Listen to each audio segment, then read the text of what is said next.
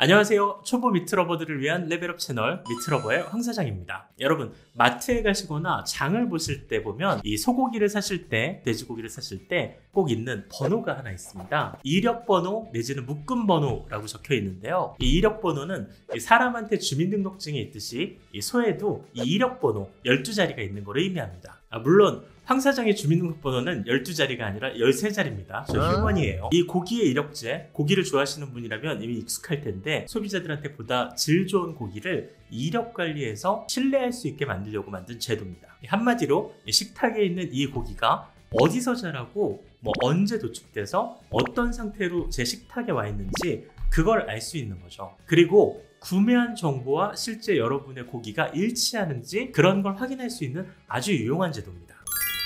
방금 전에 12자리라고 말씀을 드렸는데요. 지금 보시는 이 고기 같은 경우는 12자리가 아니에요. 15자리가 있습니다. 숫자가 아니라 L로 시작되는 이 번호는 묶음번호라고 부릅니다. 여러분이 개별 정육점이 아니라 이 마트나 백화점 같은 대형 유통 채널에서 구매를 한 경우 12자리의 번호보다는 이 15자리의 번호를 더 많이 보시게 돼요. 그래서 검색을 해보면 한 마리의 정보가 이렇게 딱 뜨는 게 아니라 세상에 한 20마리도 뜨고 경우에 따라서는 50마리까지 뜨는 경우가 있습니다. 아시는 분은 아시겠지만 이건 이력번호가 아니라 묶음번호라고 부릅니다. 소비자 입장에서는 이 묶음번호가 왜 필요한지 정확하게 알 수가 없는데요. 이 판매하는 사람 입장에서의 얘기를 한번 살짝 들려드리겠습니다. 자, 저희가 백화점이나 마트에 납품을 하는 축산 가공장이라고 생각을 해볼게요. 그러면 소 한 마리를 가지고 그날 작업하고 끝 이렇게 할 수 없잖아요. 소가 하루에도 수없이 들어오겠죠. 상상만 해도 좋은데 일단 그렇게 들어온 소를 20마리 단위로 묶어가지고 작업을 합니다.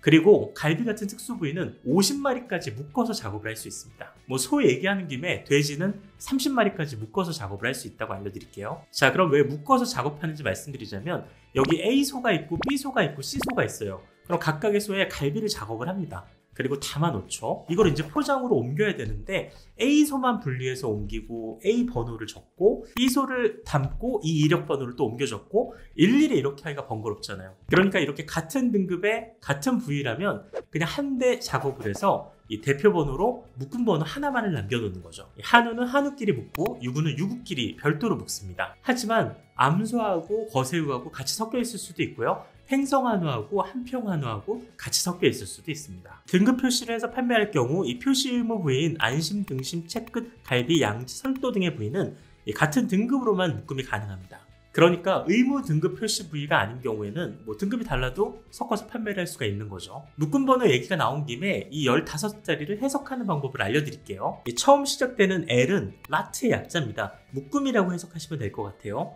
그리고 이 라트 다음에 0이 오면 소, 1이 오면 돼지입니다. 다음 6자리는 묶어서 작업을 한 날짜입니다. 21051이면 즉 21년 5월 12일 작업분인데 이걸 통해서 신선도를 확인할 수 있습니다. 뒤에 4자리 1, 2, 3, 4라면 이건 영업자 코드입니다. 그리고 마지막에 001, 002 같은 경우는 작업 1년 번호인데요. 이 영업자가 자체적으로 그날 작업 순서에 따라서 부여를 합니다.